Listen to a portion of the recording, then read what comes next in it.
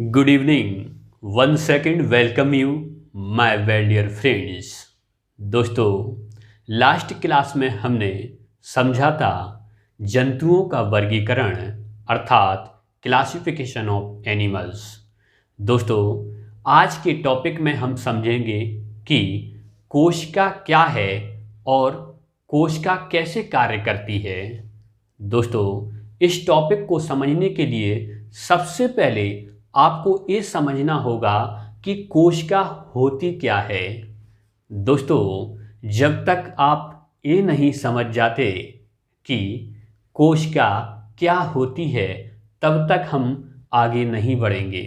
दोस्तों, यहाँ पर ध्यान दें, किसी भी जीव के शरीर को काटते जाएं, काटते जाएं, काटते जाएं और अंतिम रूप से जो सबसे छोटा उत्पाद प्राप्त होता है उसी को हम कोशिका कहते हैं। इसलिए हम कोशिका की परिभाषा देते हैं कि जीवों के शरीर की सबसे छोटी संरचनात्मक एवं क्रियात्मक इकाई को कोशिका कहते हैं। दोस्तों, क्योंकि यह जीवों के शरीर की संरचना को बनाती है और प्रत्येक कोशिका अपने स्तर पर क्रिया करती है, इसलिए इसे संरचनात्मक एवं क्रियात्मक इकाई कहते हैं।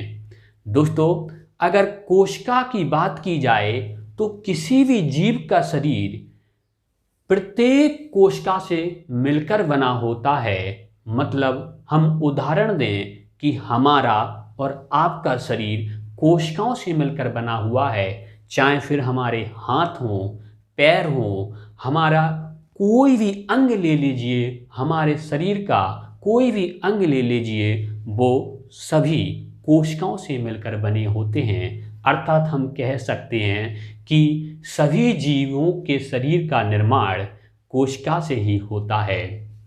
दोस्तों, अगर आप स्किन में देखेंगे तो आपको अपनी स्किन में ऐसी संरचनाएं दिखाई देंगी और आपको इन संरचनाओं को देखने पर ऐसा लगेगा कि ये छोटे छोटे खांचों के रूप में कुछ संरचना हैं। इन्हीं संरचनाओं को हम कोशिका कहते हैं और हमारा जो त्वचा है, हमारी त्वचा है, वो कोशिकाओं से मिलकर बनी होती है। हमारा प्रत्येक अंग कोशिकाओं से मिलकर बना होता है। इसलिए हमने आज का टॉपिक, जो संपूर्ण बायोलॉजी का बहुत ही महत्वपूर्ण टॉपिक है, उसको पढ़ाने का निर्णय लिया है। दोस्तों, इसलिए हमने लिख दिया कोशिका सेल। जब लिख दिया है तो पढ़ाएंगे, ये तो निश्चित है। दोस्तों, यहाँ पर ध्यान दीजिए कि हम कहें कि सजीव में या किसी भी जीव में सबसे छोटी इकाई कोशिका होती है और इस प्रकार से यहाँ हमने लिख दिया कोशिका, यह सबसे छोटी कोशिका है। कोशिका सबसे छोटी इकाई है और कई कोशिकाएं मिलकर ऊतक बनाती हैं, अर्थात टिश्यू बनाती हैं, और बहुत सारे ऊतक मिलकर अंग बनाते हैं और इसी प्रकार बहुत सारे अंग मिलकर अंग तंत्र बनाते हैं और बहुत सारे अंग तंत्र मिलकर एक शरीर का, एक जीव के शरीर का निर्माण करते हैं। दोस्तों, यहाँ पर ध्यान दें कि कोशिका के समूहों को हम क्या कहते हैं? ऊतक कहते हैं। अर्थात यहाँ एक कोशिका है सिंगल और यहाँ कोशिकाओं का समूह है और इसी प्रकार से जब ऊतक मिलते हैं तो एक क्या बनता है? अंग बनता है और इसी प्रकार से उंगली हमारी क्या होती है? एक अंग होती है। और जिस प्रकार से सभी अंग मिलकर, मतलब पांचों उंगली मिलकर एक प्रकार के हाथ का निर्माण करती हैं, तो यहाँ पर हमारा ये हाथ क्या हो जाता है? एक अंग तंत्र हो जाता है। मेरा हाथ एक अंग तंत्र है और इसी प्रकार से हाथ, पैर और सभी लीवर, किडनी, ये सभी अंग तंत्र मिलकर हमारे एक शरीर का निर्माण करते हैं। तो इस प्रकार से एक शरीर का निर्माण होता है। जैसे कि हम अपने आप पर उदाहरण दें कि हमारे शरीर में एक सबसे छोटी संरचनात्मक एवं क्रियात्मक इकाई कोशिका है। मतलब एक पॉइंट को हम कोशिका मान सकते हैं और कोशिकाओं के समूह को हम ऊतक कहते हैं और ऊतक मिलकर एक अंग बनाते हैं और अंग मिलकर ये हमारा उंगली एक अंग है, ये दूसरा अंग है, ये तीसरा अंग है, ये चौथा अंग है, ये पांचवा अंग है और ये सभी अंग मिलकर हथेली मिलकर एक हाथ का निर्माण करते हैं। तो हाथ हमारा एक अंग तंत्र हो जाता है, ऑर्गन सिस्टम हो जाता है। इस प्रकार से ये हमारा क्या है, ऑर्गन सिस्टम है। ये भी हमारा अंग तंत्र है। दोनों पैर हमारे अंग तंत्र हैं। मस्तिष्क हमारा अंग तंत्र है, मतलब अंगों का एक सिस्टम है। पूरा पेट हमारा अंग तंत्र है और ये सभी अंग तंत्र मिलकर एक शरीर का निर्माण करते हैं। एक मानव शरीर का या किसी भी जीव के शरीर का निर्माण करते हैं। ये हो गई सजीवों की बात। और अगर हम निर्जीवों की बात करें तो निर्जीवों में उसी प्रकार तुलना करें तो निर्जीवों में सबसे छोटी इकाई कण होती है, मिट्टी का कण या फिर बालू का कण होता है। उसी प्रकार जब मिट्टी या बालू के कण मिल जाते हैं तो एक ईंट का निर्माण होता है और इसी प्रकार जब ईंट मिल जाए तो फिर इस प्रकार से ईंट किसका निर्माण करती हैं, एक दीवार का निर्माण करती हैं और इस प्रकार से दीवारें मिल जाएं, छत मिल जाए, फर्श मिल जाए तो एक कमरे का निर्माण होता है और उसी प्रकार से सभी कमरे मिल जाएं तो इस प्रकार से एक मकान का निर्माण होता है।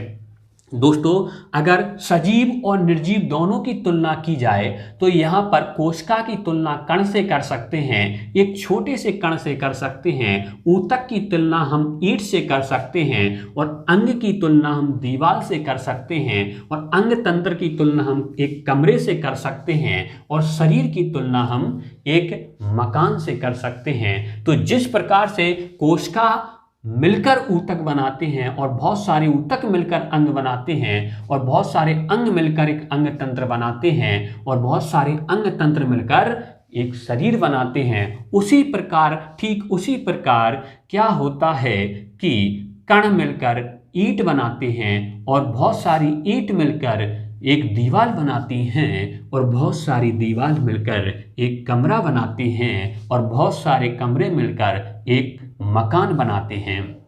दोस्तों, यहाँ तक कि अगर एक चीज़ आप समझ गए हैं तो फिर कोशिका को समझने में कठिनाई नहीं होगी, क्योंकि प्रत्येक जीव इस पृथ्वी पर जितने भी जीव पाए जाते हैं सभी कोशिकाओं से मिलकर बने हैं और कोशिका ही सभी जीवों की संरचनात्मक एवं क्रियात्मक इकाई होती है। दोस्तों, अगर कोशिका की परिभाषा देखें तो वही परिभाषा लिखी है जो हमने बोला था कि जीवों की शरीर की सबसे छोटी संरचनात्मक एवं क्रियात्मक इकाई को कोशिका कहते हैं। दोस्तों, एक बार फिर से पढ़ते हैं परिभाषा। जीवों के शरीर की सबसे छोटी संरचनात्मक एवं क्रियात्मक इकाई को कोशिका कहते हैं। दोस्तों, यहाँ तक बात समझ में आ रही है कि नहीं? अब आगे बात बढ़ते हैं। यहाँ तक हमने कोशिका के कॉन्सेप्ट को समझ लिया है, कोशिका की छोटी सी परिभाषा को समझ लिया है और अगर हम कोशिका के प्रकार को देखें तो कोशिका दो प्रकार की होती है। दोस्तों, अगर कोशिका के प्रकार को देखें तो कोशिका दो प्रकार की, एक प्रोकैरियोटिक कोशिका, दूसरी यूकैरियोटिक कोशिका।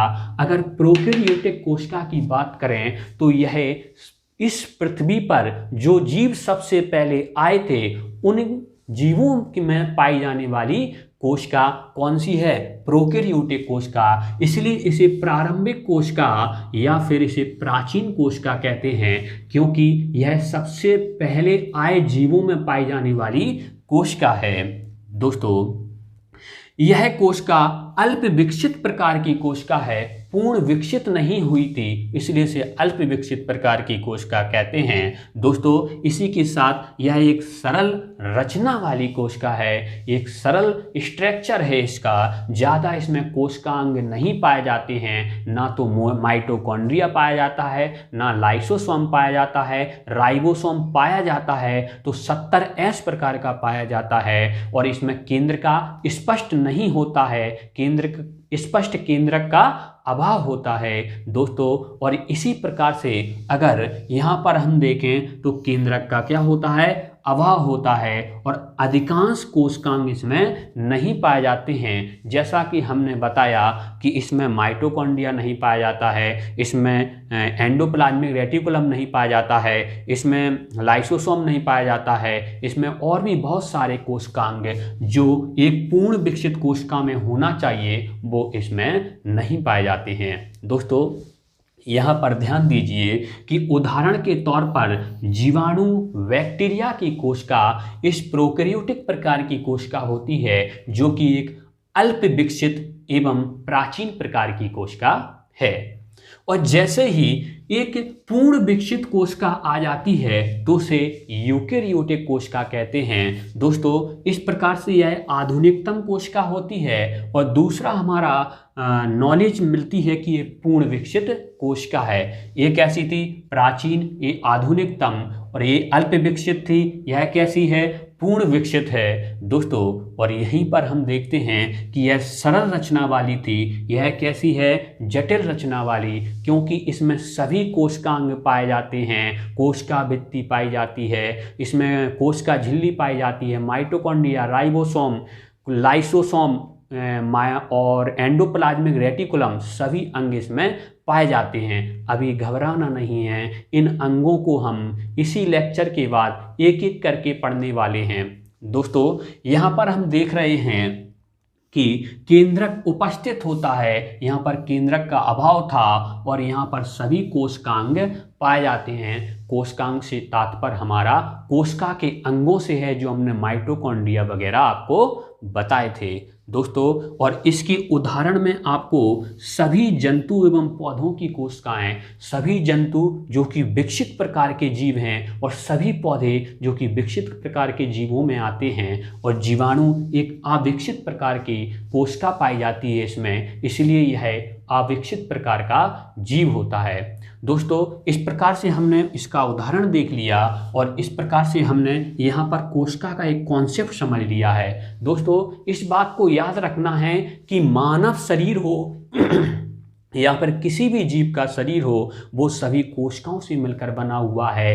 कोई भी ऐसा अंग नहीं होता है हमारे शरीर में जो बिना कोशिकाओं के बना हो। सभी, कोई भी अंग उठा लीजिए, वो सभी कोशिकाओं से मिलकर बने होते हैं, और कोशिका ही हमारे लिए एक जीवन प्रदायक इकाई होती है। यहाँ तक के लिए हमने कंप्लीट कर लिया है दोस्तों। कोशिका टॉपिक से संबंधित हम एग्जाम के दृष्टिकोण से कुछ महत्वपूर्ण फैक्ट समझ लेते हैं, और इन महत्वपूर्ण फैक्ट का इम्पोर्टेंस एग्जाम के दृष्टिकोण से बहुत अधिक होता है दोस्तों। यहाँ पर लिखा है साइटोलॉजी। इसका मतलब हुआ कि कोशिका का अध्ययन हम विज्ञान की जिस शाखा के अंतर्गत करते हैं वह है साइटोलॉजी, अर्थात विज्ञान की साइटोलॉजी शाखा के अंतर्गत हम कोशिका का संपूर्ण अध्ययन करते हैं दोस्तों। इस प्रकार से हम अगला फैक्ट देखते हैं कि यहाँ पर लिखा है रॉबर्ट हुक। इसका मतलब हुआ कि कोशिका की खोज करने का श्रेय सबसे पहले रॉबर्ट हुक को जाता है, जिन्होंने 1665 में कोशिका की खोज की थी दोस्तों। कोशिका के रूप, आकार, संख्या में भिन्नता होती है दोस्तों। कोशिकाएं, सभी कोशिकाएं कभी भी एक रूप की, एक आकार की और समान संख्या की नहीं होती हैं। जैसे हम कहें कि कोशिका का कोई एक डायग्राम बना दो तो उसका कोई एक डायग्राम नहीं बनता है, क्योंकि कोशिका का रूप अलग अलग होता है, उसके आकार अलग अलग होती है, एक समान नहीं होती है। और कोशिका की संख्याएं सभी जीवों में अलग अलग होती हैं। जैसे हम कहें अमीबा एक जीव है जो केवल सिंगल कोशिका का बना होता है, और मनुष्य में उससे अधिक कोशिकाएं पाई जाती हैं, और मनुष्य से अधिक कोशिकाएं किस में पाई जाएंगी, हाथी में पाई जाएंगी। तो जिसका शरीर जितना बड़ा है उसमें कोशिकाओं की संख्या उतनी अधिक हो सकती है दोस्तों और हम देखते हैं कि जीव जगत की सबसे छोटी कोशिका माइकोप्लाज्मा है। इस बात को याद रखना है कि जीव जगत की सबसे छोटी कोशिका माइकोप्लाज्मा है और जीव जगत की सबसे बड़ी कोशिका शुतुरमुर्ग का अंडा है। और इसी प्रकार हम देखते हैं कि जीव जगत की सबसे लंबी कोशिका तंत्र का तंत्र होती है। इस बात को याद रखना है दोस्तों। यहाँ पर ना तो हम छोटी पूछ रहे हैं ना बड़ी पूछ रहा है, लंबाई के बारे में पूछ रहे हैं। तो सबसे लंबी कोशिका तंत्र का तंत्र अर्थात न्यूरॉन सिस्टम होता है। दोस्तों यह तंत्र का तंत्र क्या होता है आगे टॉपिक में आएगा, वहाँ डिटेल से जानेंगे इसके बारे में। यहाँ पर चिंता करने की आवश्यकता नहीं है।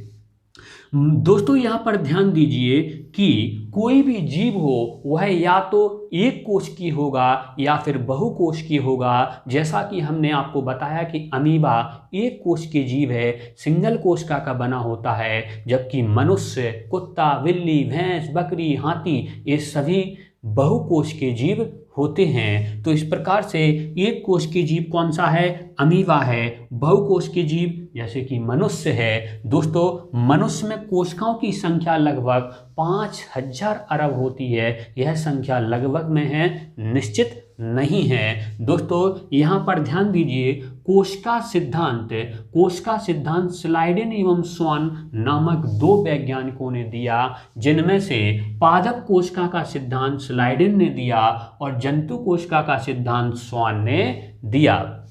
दोस्तों अगर मानव के शरीर की बात करें तो मानव के शरीर में सबसे छोटी कोशिका शुक्राणु होती है और सबसे बड़ी कोशिका अंडाणु होती है। यहाँ पर जीव जगत की बात कर रहे थे कि जीव जगत की सबसे छोटी कोशिका माइकोप्लाज्मा और सबसे बड़ी कोशिका शुतुरमुर्ग का अंडा, लेकिन यहाँ केवल मानव शरीर की बात हो रही है। मानव शरीर की सबसे छोटी कोशिका शुक्राणु और सबसे बड़ी कोशिका अंडाणु। और यहाँ पर हम एक बात को और समझें कि शुक्राणु और अंडाणु को समझने के लिए हमें प्रजनन तंत्र पढ़ना होगा और प्रजनन तंत्र आगे हमारा टॉपिक है, उसमें हम डिटेल से समझेंगे क्या होते हैं शुक्राणु, क्या होते हैं अंडाणु। दोस्तों यहाँ पर लिखा है कि विभाजित रहित कोशिका मस्तिष्क होती है, अर्थात मस्तिष्क की कोशिकाएं ऐसी कोशिकाएं होती हैं जो विभाजित रहित होती हैं। दोस्तों विभाजन का मतलब ये है कि मान लीजिए हमारी ये उंगली डैमेज हो जाए और हम देखते हैं कि कुछ दिनों बाद वह रिकवर हो जाती है, क्योंकि कोशिकाएं विभाजित होकर उस चोट को रिकवर कर लेती हैं और हमारी वो चोट, घाव सही हो जाता है।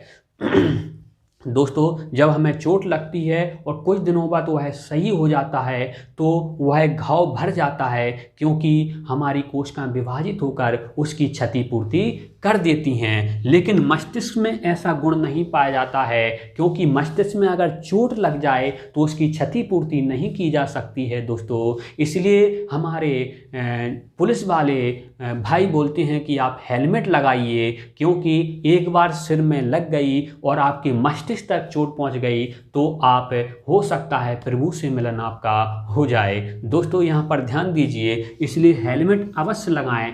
हेलमेट इसलिए नहीं लगाएं कि 250 रुपये का चालान कटता है, हेलमेट इसलिए लगाएं कि कहीं ना कहीं हम प्रभु के मिलन में थोड़ी देरी लगा दे तो अच्छी बात है, नहीं तो हम जल्दी ही परलोक की ओर पधार जाएंगे। दोस्तों यहाँ पर ध्यान दीजिए, और सबसे तेज विभाजन की बात की जाए कि मानव शरीर में सबसे तेज विभाजन किसमें पाई जाती है, वह अंग है यकृत, जिसको हम लिवर भी कहते हैं।